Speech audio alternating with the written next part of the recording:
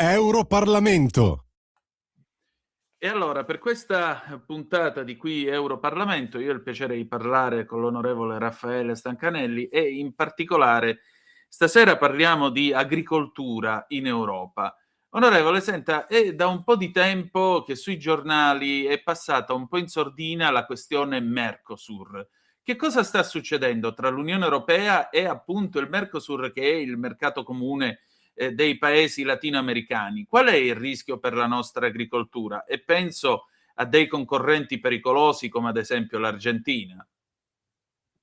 Io la ringrazio per questa domanda perché ha ragione lei, purtroppo è passato un po' sotto silenzio e purtroppo passa anche un messaggio che per quanto riguarda l'agricoltura è pericoloso. Qual è il messaggio? Che nella storia dei rapporti commerciali gli accordi di libero scambio hanno sempre portato a qualcosa di positivo e su questo non posso non essere d'accordo.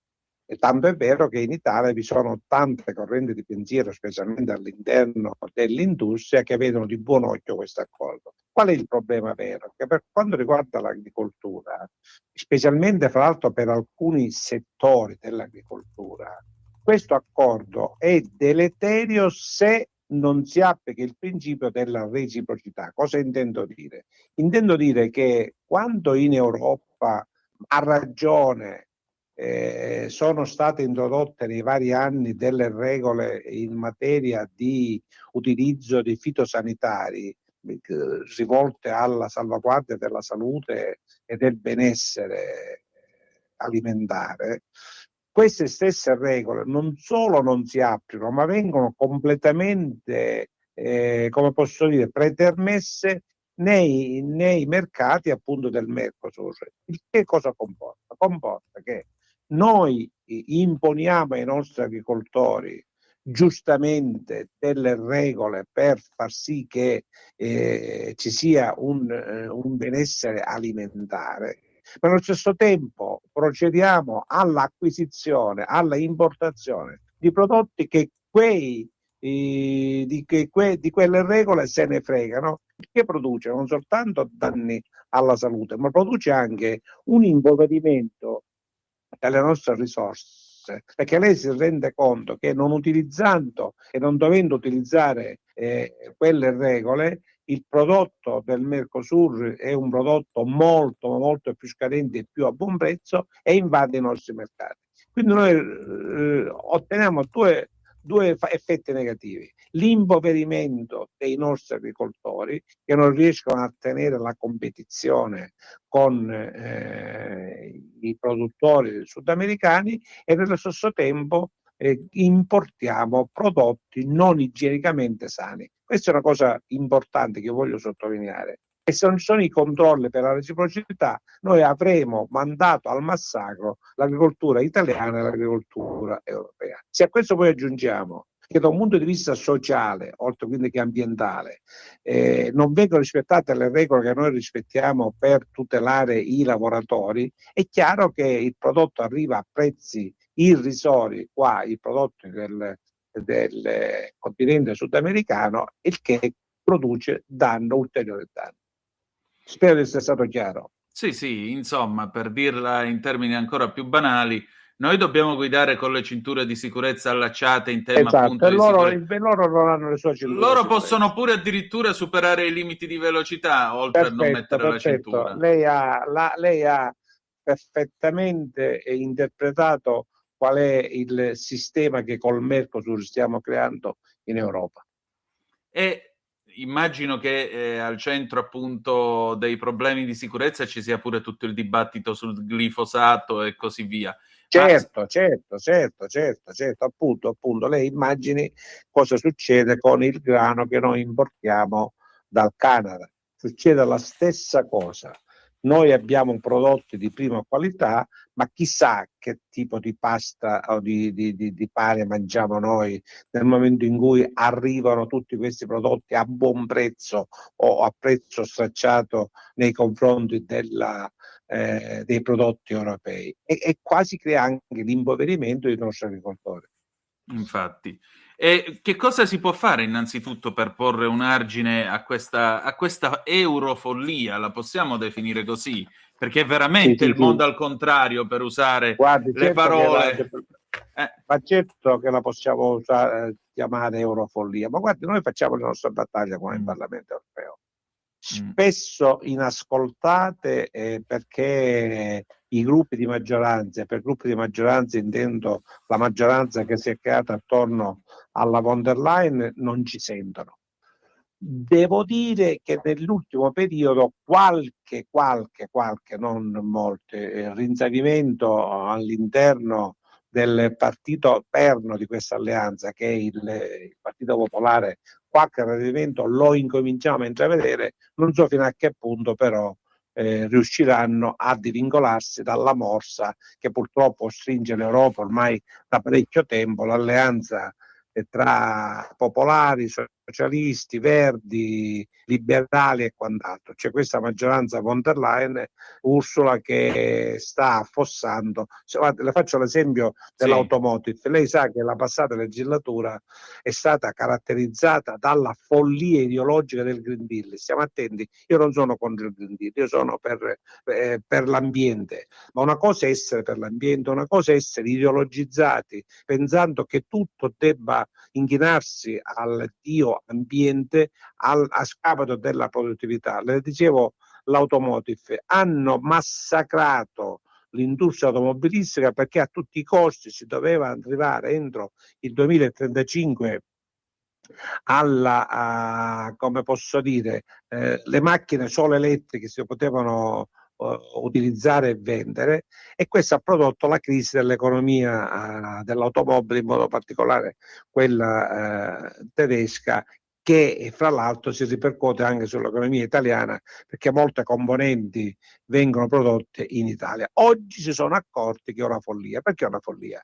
Ma perché se tutto viene fatto per arrivare a un ambiente più libero da CO2, se si fosse preso in considerazione che i 27 paesi dell'Unione Europea inquinano per l'8% rispetto al 92% delle altre nazioni, tipo la Cina e quant'altro, e per fare le auto elettriche ci vogliono le batterie al 95% vengono prodotte in Cina. Ci si rende conto che era una follia, tutto a favore dell'industria cinese e quindi a favore dell'inquinamento più totale. Oggi pare che rinseviscono. Oggi abbiamo proprio in questi giorni abbiamo sentito il governo tedesco, il cancelliere Merz, che ha detto attenzione, forse l'auto elettrica nel 35 non è possibile essere totalizzante. Ecco, forse qualcosa lo incominciano a capire, ma in effetti la follia, il maggior fautore di questa follia è stato Timmermans, che è stato un disastro per l'economia europea, per l'economia italiana e per l'economia dell'agricoltura. Forse qualcosa la incominciano a comprendere. verrebbe da dire miracolo, onorevole, Miracolo, ma veramente. no, il miracolo no, la verità è un'altra. Che Mm, io le faccio un esempio: nella passata sì, legislatura i partiti che io chiamo pragmatici, non i partiti ideologizzati, quando si votava in Parlamento europeo, gli emendamenti che noi presentavamo prendevano 100, 120, 130 voti al massimo, e gli altri arrivavano a 500 i voti contrari. Oggi, dopo le elezioni del 2024, questa proporzione è cambiata, perché oggi si può vincere, si può perdere, ma non ci sono questi risultati 100 contro 500, 280 contro 320 o addirittura 630 contro 270. Quindi c'è stata una spinta prego. dell'elettorato e dell'opinione pubblica, che hanno capito come l'ideologia non paga.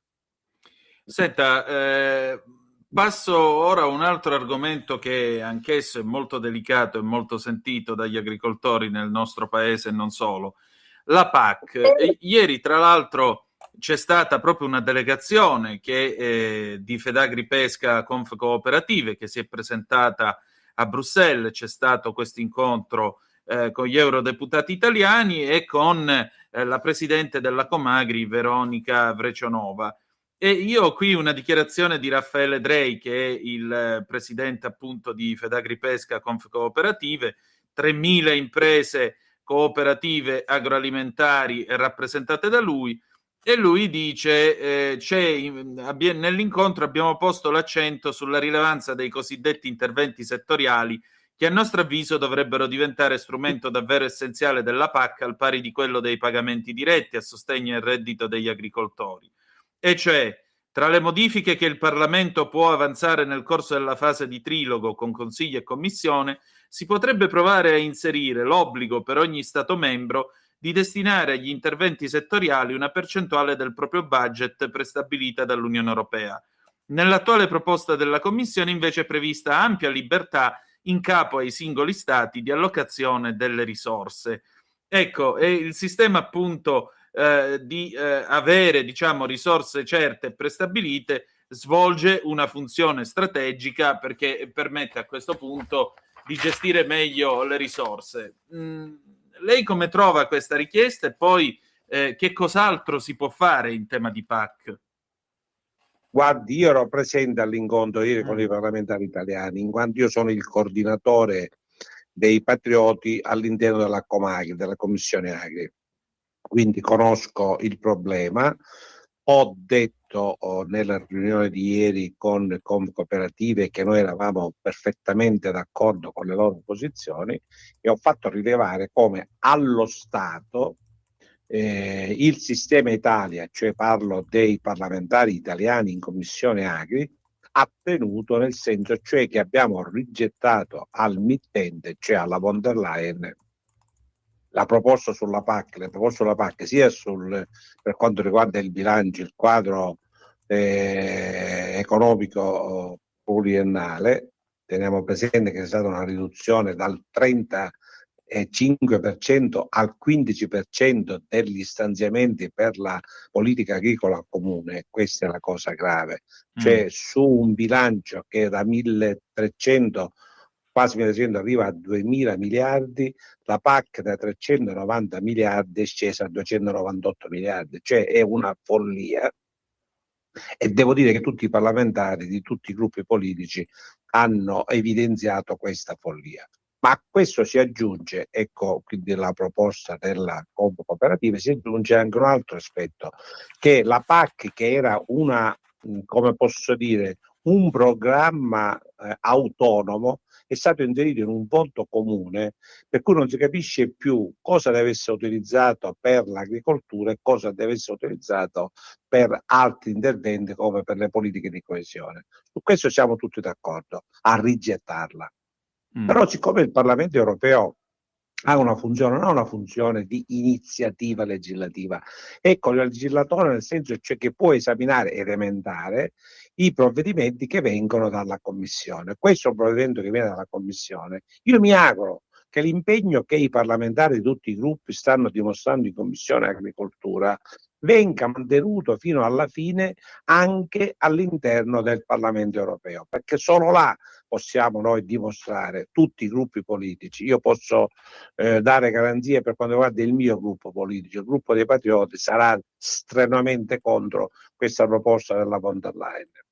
Mi auguro che anche gli altri gruppi politici, così come stanno facendo in Commissione Agricoltura, lo facciano anche all'interno del Parlamento, della plenaria. È chiaro che questo è un ragionamento che va fatto man mano, come lei sa.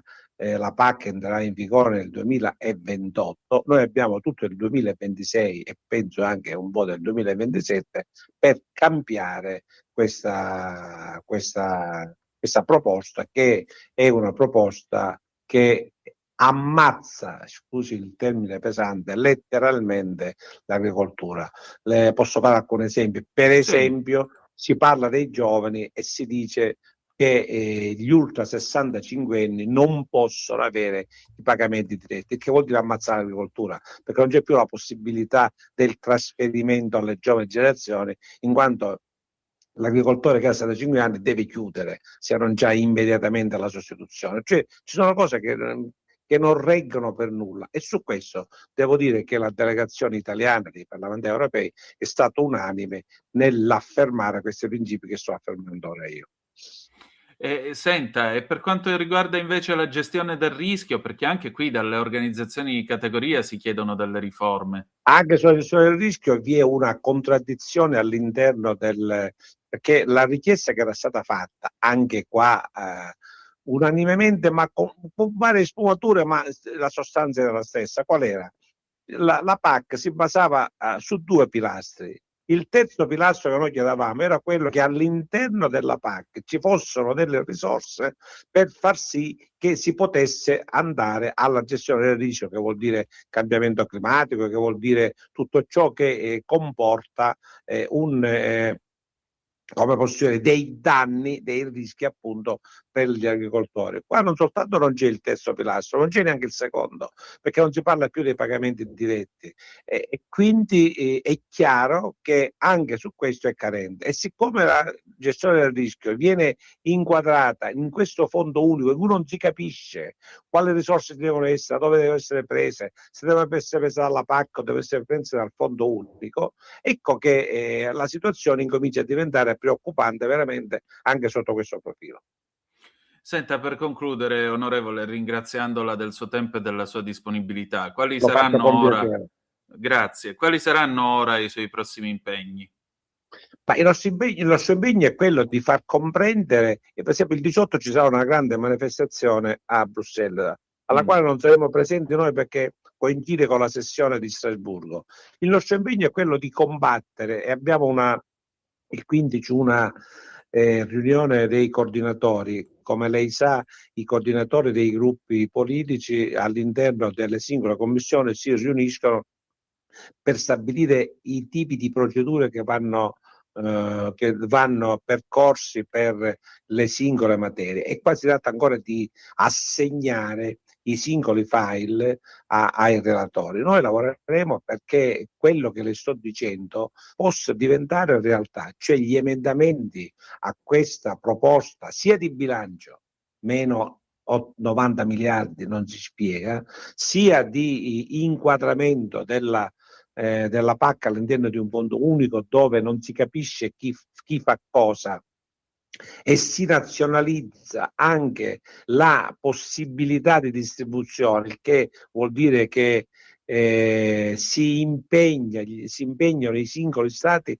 a mettere loro delle risorse, mentre prima le risorse venivano espresse soltanto dall'Europa. Ecco, tutto questo noi lo faremo e quindi il mio impegno è contrastare questa proposta della Commissione e far sì che cambi qualcosa, almeno sulla quantificazione del budget e almeno come posso dire, sulla ritrovata autonomia della PAC, che per noi è essenziale per poter raggiungere degli obiettivi. Molto bene, la ringrazio e buon lavoro. Ma di niente, ci mancherebbe altro. Grazie a lei.